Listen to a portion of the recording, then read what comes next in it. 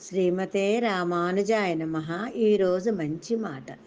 బురదలో ఉన్నప్పటికీ కలువలు పవిత్రమైనవి. విషపు తేనెటీగల మధ్య ఉన్నప్పటికీ తేనె అమృతమే. గంజాయి మొక్కలలో పెరిగిన తులసి దైవస్వరూపమే.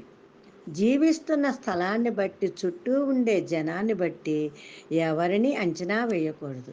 పరిస్థితులు ఎంత కఠినంగా ఉన్నా సరే మనకు మనలాగా ఉండటమే నిజమైన వ్యక్తిత్వం. అదే సదా ఆచరణీయం.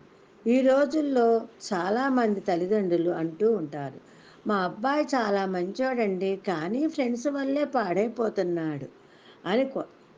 ఇంకొంతమంది, మా అమ్మాయి చాలా మంచిదండి, కానీ పరిస్థితుల వల్ల అలా ప్రవర్తిస్తుందంటారు.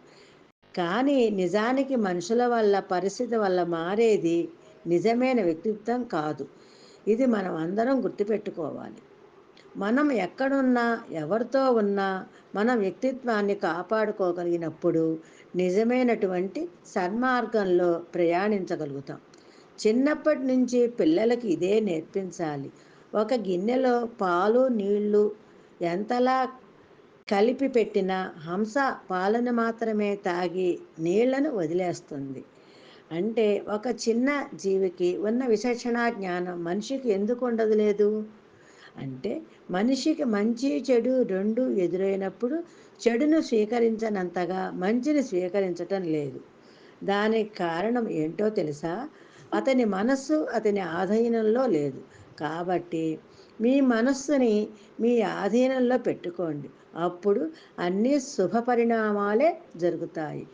మన మనస్సు మన ఆధీనంలో ఉండాలంటే ఎంతో కొంత భగవన్నామస్మరణ అవసరం. యోగా, ధ్యానం అవసరం. ఒక్కసారి ప్రాతకాలాన్నే నిద్రలేచి ధ్యానం చేసి చూడండి. యోగం ప్రయత్నించండి. మీ మనస్సు మీ ఆధీనంలోకి రాకపోతే అప్పుడు అడగండి. మనసు ఆధీనంలో ఉంటే అన్నీ మన దగ్గర ఉన్నట్టే. ఏమంటారు ఫ్రెండ్స్? ప్రయత్నించండి, ఆనందంగా జీవించండి. జై శ్రీమన్నారాయణ. శ్రీమతే రామానుజాయ నమః.